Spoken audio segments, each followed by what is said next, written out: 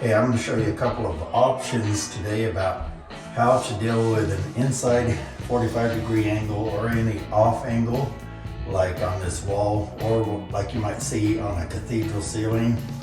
And the problem is they often come out looking wobbly, not very straight, and they tend to crack a lot. I'm going to show you one option that I use to solve that.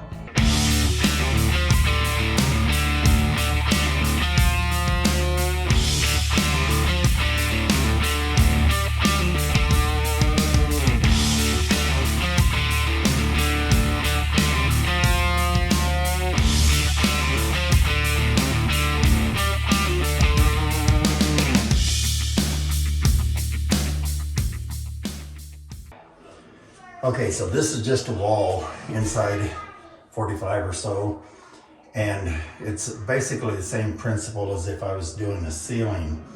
Now I found that if you try and create a really straight line down a long cathedral ceiling, say, it often doesn't come out so great.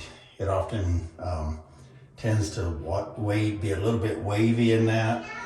And unless you go to a lot of work to get that really straight line, if you use drywall to do it, you just usually get a wavy line and they tend to crack. So here's the solution that I've come up with. Seems to work well for me. There's a couple things you can do. I mean, first of all, I tape this with regular paper tape. It's just a little closet. I'm just going to show you what I can do in here. This is the only one we have on this job. So this is just regular paper tape. It's not very strong. It's going to follow all the contours, have deep spots and so on. Or you could use a product like this Straight Flex. And Straight Flex has a number of good products. Some are even wider, a lot of different ones. So I'm going to give you a link to their website down below. But basically this is a flexible tape corner bead. So it can be an inside corner. You can tighten it up pretty much as tight as you want. It can be an outside corner also, which I used on the other side of this wall because I did want them to be nice and straight out there. In here, I kind of wanted this so I could show you guys. So if you were to put this in here, it looks good right through here, but the problem is it's still going to follow the irregularities in the framing, and on a big ceiling, you're going to see that. So what I came up with is, a lot of times I like to just round them out.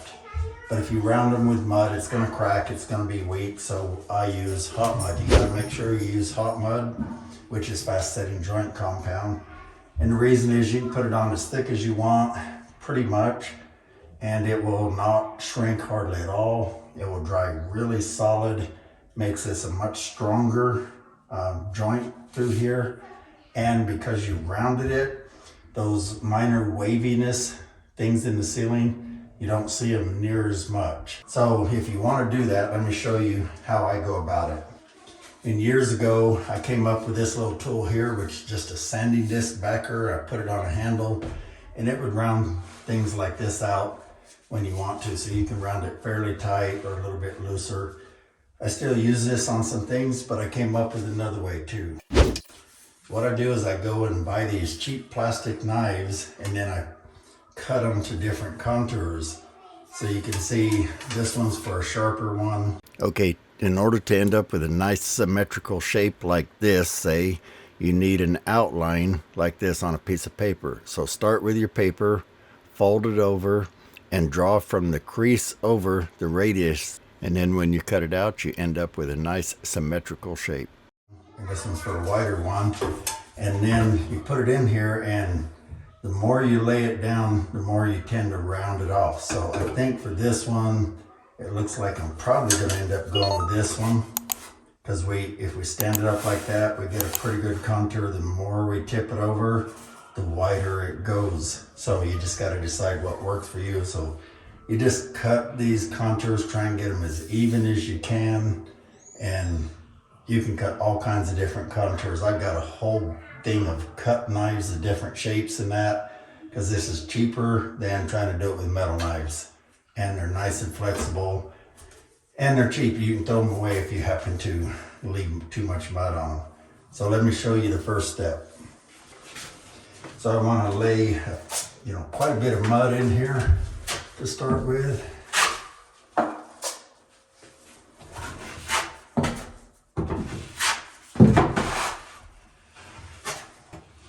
Now, I'd rather have way too much mud in here than not enough, because we're going to wipe it back out, and I can always come back and put a second coat on, but I'm going to try and get it as close as I can with this one coat. So we'll just go to there for this video. That's pretty much a whole pan of mud. I had this pretty dang full, but we're going to wipe probably half of that off. Okay, so we just put this into the angle and start leaning it over till we get to where we're wiping out just the right amount, and that gives us the contour we want. And like I say, we're going to wipe a lot back off. So let's go.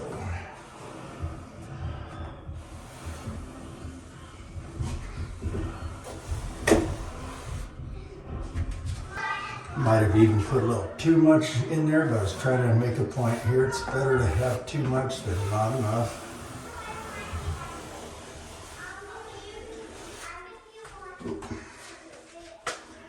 And also, it's generally better to go up, and I did get my mud just a little thin. You want pretty thick mud for this, but it'll still work. Now, I'm trying to do this on camera. I would normally be over here blocking your view, so I'm trying to do it backhanded where you guys can still see. And we got a little void right there. I could put a little more mud back in. Then we just come down through here and clean it up.